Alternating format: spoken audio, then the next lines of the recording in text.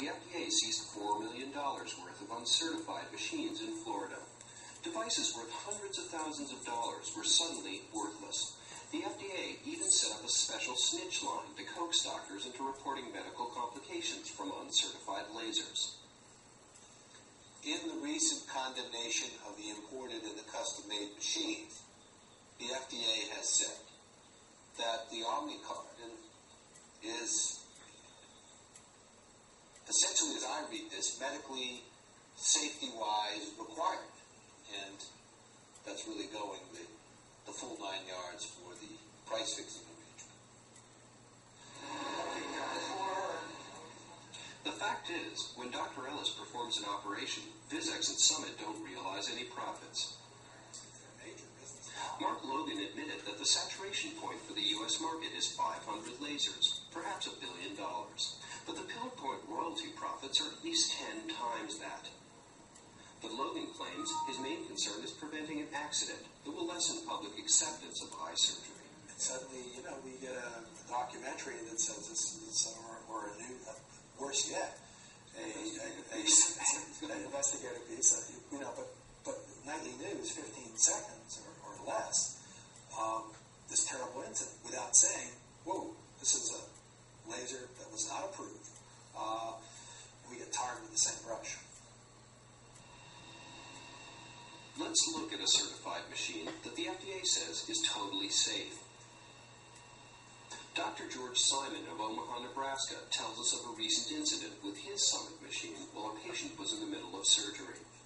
My technician read off 100, 125, stop. The machine stopped. The operation was only 2/3 complete. Somehow, to Dr. Simon's horror, the little card had signaled that the operation was over. Simon rushed to insert yet another $250 card into the slot to deliver the remaining pulses. My fear at that time was enough time had elapsed between the initiation of the surgery and the continuation of the surgery that the patient's cornea had now been desiccated or dried significantly, and the results of the remaining procedure were going to be different from what we had anticipated. And sure enough, they were. 2 or 3 months after the procedure, the patient was still significantly farsighted in that eye. I can't understand why the FDA caused the debit card to be necessary on the machine. Debit card doesn't have anything whatsoever to do with the functioning of the machine other than, as you noticed, to cause an abortion of the procedure. Dr. Simon is not alone. A Summit technology representative admitted that other Summit machines have frozen up across the U.S. because of that little card. The FDA's actions, then, are somewhat inexplicable. Is the FDA really concerned with safety, or with money, or with curbing Dr. Ellis and his group? We asked John Aliotto why, if there was a safety issue with the imported lasers, the FDA waited 9 months to send their cease and desist order.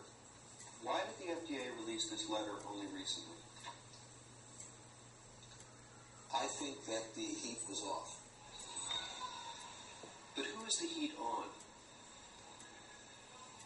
We went to Los Angeles to see James Fallon, the Summit whistleblower who'd established the critical Kennedy connection. Did anyone in the media contact you about the story? I've been contacted by no less than 3 dozen industry sources, ranging from the Wall Street Journal, their Boston, New York, Washington, and LA offices, the Boston Globe, the LA Times, Investors Daily, and numerous industry publications such as Ocular Surgery News, Ophthalmology Times, FDA Review, approximately 3 dozen national publications. Okay, which government agencies contacted you? How about the FDA Office of Internal Affairs, for example? I've never been contacted by that department. Did Senator Kennedy's office contact you? Never. Okay, the FBI's have an investigation going. Did they contact you? Never. Barton's committee? Never. The Senate Ethics Committee? Never. Okay, no government agency has contacted you. The only government agency that has contacted me has been the Internal Revenue Service. Mr. Fallon Fallon's first ever audit is for 1994, the last year he worked for Summit Technology, and the year he applied for whistleblower protection. Donald Alexander, former IRS commissioner, thought certain items in Fallon's returns could have tripped the IRS computer, rendering a 1 in 5 chance of actually being audited. Other tax experts estimated the probability of Fallon's audit closer to 1 in 150. If you think these are unlikely odds, consider this. The Wall Street Journal article was around the 13th of January. On the 23rd of January, I received an audit request.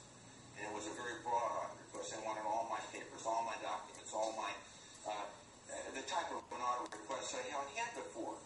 And Dr. Garabet, a very prominent surgeon in our group in Los Angeles, also came under tax audit. We wonder why a small group of surgeons who have been so influential in bringing out these discrepancies and irregularities should all come under tax audit at once. Why have all the whistleblowers and all the major personalities that have identified this type of illegal activity all been audited, all within the exact same time frame? That'd be like hitting the lottery 3 weeks in a row. Bill Sardi of Ophthalmology Journal actually predicted the audits last fall. Was he clairvoyant, or just familiar with the recent IRS pattern of political audits? The IRS doesn't grant interviews, so we went to the former IRS historian, Shelley Davis, author of Unbridled Power. There are no records. That was my main discovery as their first last and only historians. They've literally shredded their entire paper trail throughout this entire century. So when you have no smoking gun, no needle in the haystack, you can't prove anything. We asked Davis if we should invoke the Freedom of Information Act. Suppose I were to do a FOIA request to the IRS. I'm sorry, I have to laugh. Well, in maybe 5 years you might receive a response. During JFK's administration, the IRS developed the notorious Ideological Organizations Audit Project.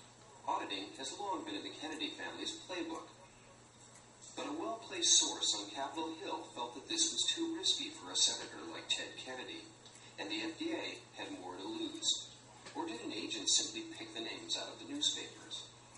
They're not going to tell you that they had a call from a senator's office. They're not going to tell you that the commissioner directed them to do this, but they're going to go out and do it, and we'll never know exactly what prompted that. The IRS definitely has the power to do it.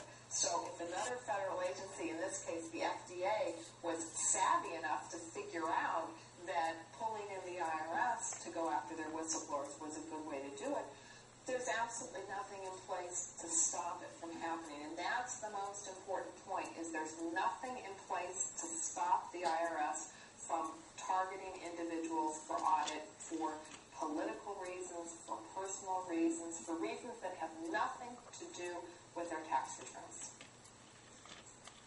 One thing can be proven.